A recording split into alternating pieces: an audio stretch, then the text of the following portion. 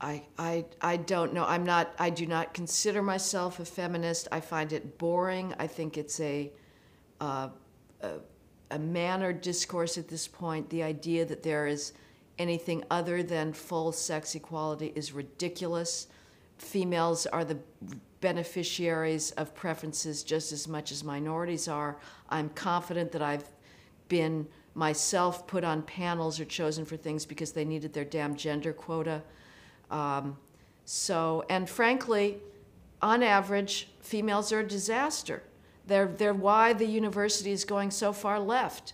It's females that are the supporters of speech codes, of this ridiculous conceit of people being injured by ideas and being vulnerable and trauma. You know, the whole mental health idea that all these students are suffering from mental crises. It's BS, but it is the therapeutic ethos is female-driven.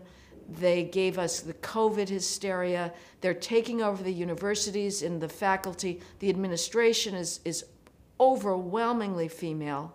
And females, on average, and there's many exceptions, but they're not as rational thinkers as males. They're coming into the economics profession now, and it's, you know, they're complaining that it's become so quantitative, but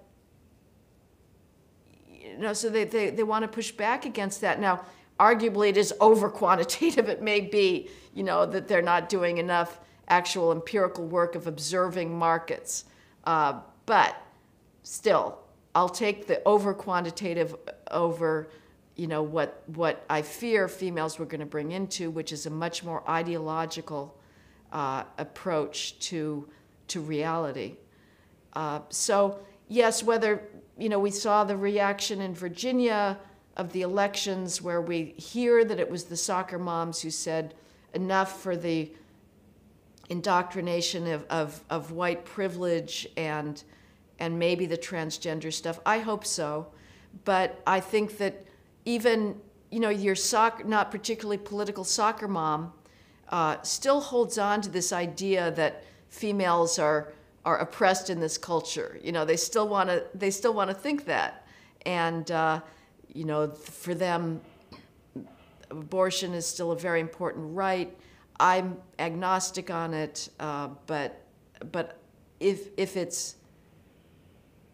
there's places where it no longer is a right, it's not because of anti-female, it's because of a sincere belief in the sanctity of human life from conception forward, and that's not anti-female. It is simply a different understanding of when a human being begins.